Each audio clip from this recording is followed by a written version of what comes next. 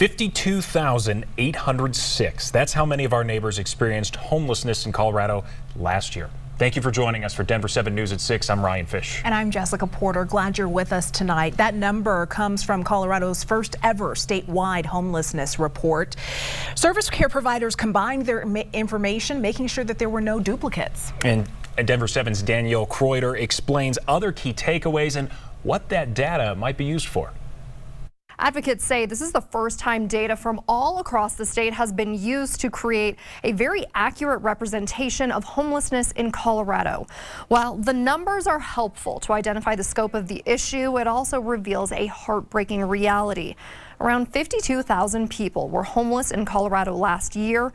30% were chronically homeless, and about 6% were veterans. We can use this data to see any trends, specifically see if things are getting better or worse, but also see what kind of programs across the state are working. This study is a lot different than the point-in-time survey you're probably used to hearing about that gives a snapshot of one night in a specific community. This study found 23,000 students in Colorado were homeless last year. While the majority were either in shared housing or a shelter, about 5,000 in total were either unaccompanied, living in a motel, or on the streets. Advocates say young adults experience a unique set of challenges when it comes to being homeless.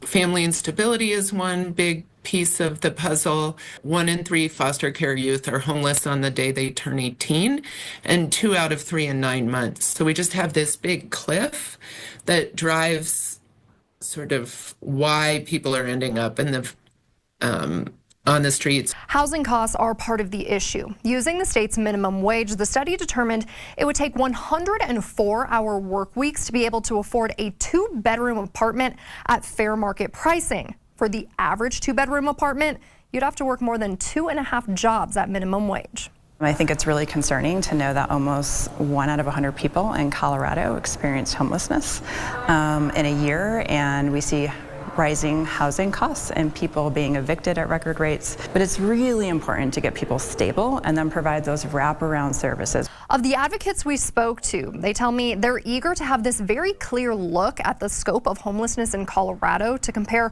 what's working and what's not when it's time to redo the study next year. I'm Danielle Kreuter, Denver 7.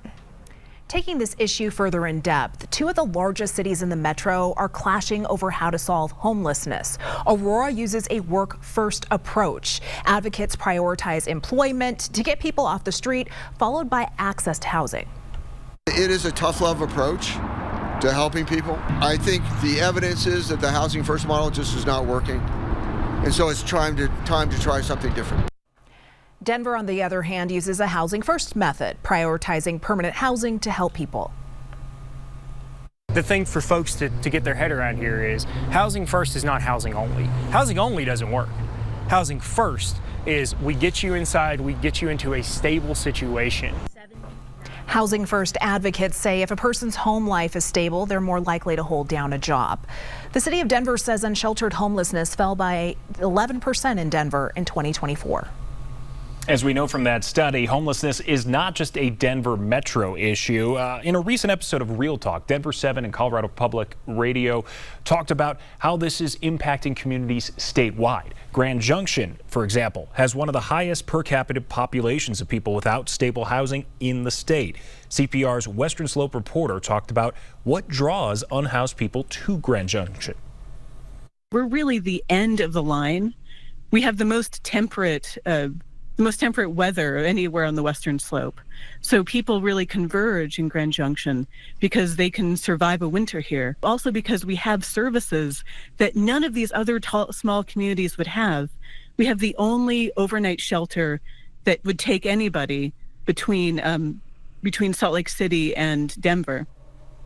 If you missed this episode, you can find it online at denver7.com/realtalk. New episodes air Sunday evenings at 5:30 right here on Denver 7.